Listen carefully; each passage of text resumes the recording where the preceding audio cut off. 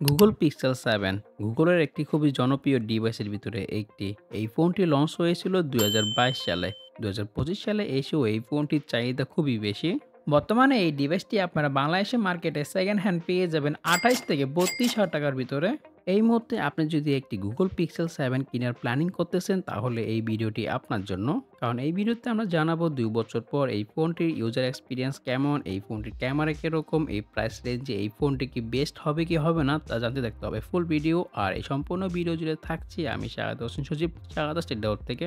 আর আমাদেরকে এই ডিভাইসটি পাঠিয়েছে ডিসেন্ট সিটিজি, তাদের থেকে এই ডিভাইসটি পেয়ে যাবেন ৩০,০০০ টাকাতে। ডিসেন্ট সিটিজের কন্ট্যাক্ট ডিটেলস থাকতেছে ভিডিও ডিসক্রিপশনে।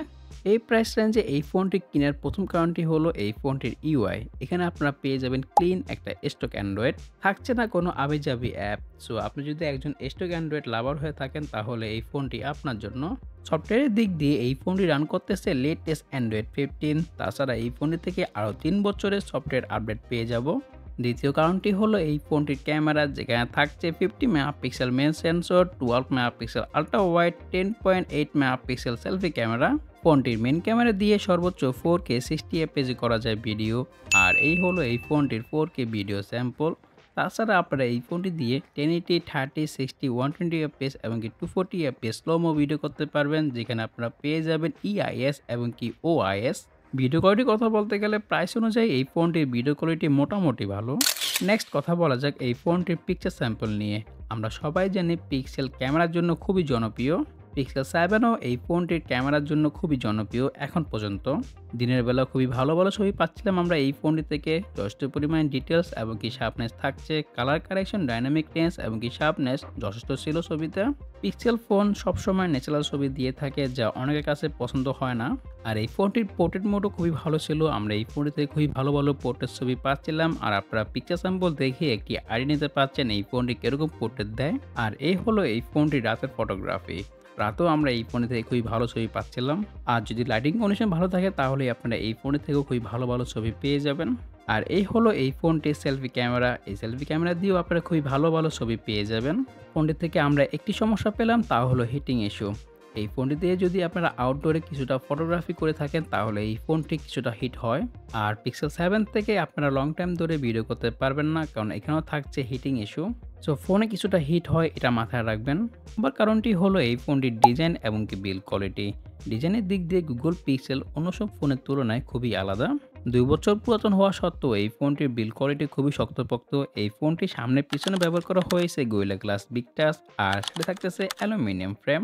তাছাড়া থাকছে এই ফোনটিতে IP68 রেটিং। ফোনটির ডান পাশে থাকছে ভলিউম বাটন এবং কি পাওয়ার বাটন। বাম পাশে থাকছে সিম ট্রে, যেখানে আপনারা একটি সিম ব্যবহার করতে পারবেন। তাছাড়া থাকছে ই সিমের সুবিধা। নিচের অংশে থাকছে স্পিকার, চার্জিং পোর্ট আর মাইক্রোফোন। 4 নাম্বার কারণটি হলো এই ফোনটির ডিসপ্লে। এই ফোনটিতে ব্যবহার করা হয়েছে 6.3 ইঞ্চি 90 হার্টজের AMOLED panel with HDR10+ supported, যার রেজুলেশন হলো 1080x2400 pixel with 416 ppi density. এই প্রাইস রেঞ্জে যদিও আমরা 120 হার্টজ বা 144 হার্টজের ডিসপ্লে পেয়ে যাই, তারপরও 90 হার্টজ ডিসপ্লেটি ভালোই ছিল, খারাপ না।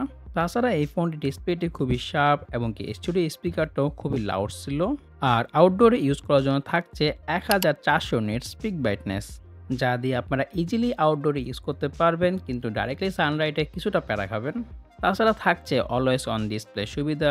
আর সিকিউরিটি হিসেবে থাকছে এখানে under display optical fingerprint scanner, যা খুবই ফাস্ট। আর থাকছে ফেস আনলক। পারফরমেন্সের দিক দিয়ে এই ফোনেতে থাকতেছে টেনসর G2 প্রসেসর, যা হলো একটি 5 ন্যানোমিটারের বিল্ড করা।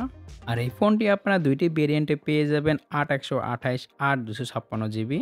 পারফরমেন্সের কথা বলতে গেলে 2 বছর পরে এই ফোনটির পারফরমেন্স আমরা মোটামুটি ভালোই পেয়েছিলাম। সব ধরনের অ্যাপ ওপেনিং এবং কি ক্লোজিং স্পিড খুবই ফাস্ট। আর যেহেতু থাকতেছে এখানে স্টক অ্যান্ড্রয়েড, তো এই ফোনটিকে খুবই ভালো মতন অপটিমাইজেশন করেছে গুগল। ব্যাকগ্রাউন্ডে অনেকগুলো অ্যাপ রান করে দেখেছি, তারপরে এই ফোনটি স্মুথলি চলতে পারছিল। আর যদি গেমিং এক্সপিরিয়েন্সের কথা বলে থাকি তাহলে এই ফোনটিতে গেম প্লে না করাই ভালো। আর আপনি যদি একজন গেমার হয়ে থাকেন তাহলে এই ফোনটি আপনার জন্য নয়, কারণ এই প্রাইস রেঞ্জে আপনারা মার্কেটে এর থেকে বেটার ফোন পেয়ে যাবেন পারফরমেন্সের দিক দিয়ে। তাছাড়া নর্মাল ইউজারের ক্ষেত্রে এই ফোনটি খুবই ক্যাপাবল, যেমন ফেসবুক, ইউটিউব বা সোশ্যাল মিডিয়া ইউজ করা, ছবি তোলা, কিছুটা ভিডিওগ্রাফি করা, তাহলে এই ফোনটি ঠিক আছে, কিন্তু গেমিংয়ের জন্য এই ফোনটি নয়। ব্যাটারির দিক দিয়ে এই ফোনটিতে ব্যবহার করা হয়েছে 4355 এমএএইচ ব্যাটারি, যেখানে 20 ওয়াট ফাস্ট চার্জিং এবং 20 ওয়াট ওয়্যারলেস চার্জিং সাপোর্ট করে। আর ব্যাটারি ব্যাকআপের কথা বলতে গেলে 2 বছর পরে আমরা এই ফোনের থেকে 5 ঘন্টা 5.5 ঘন্টার মতো স্ক্রিন অন টাইম পাচ্ছিলাম সর্বোচ্চ। সো কাজের জন্য Google Pixel 7 2025 সালে নেওয়া উচিত।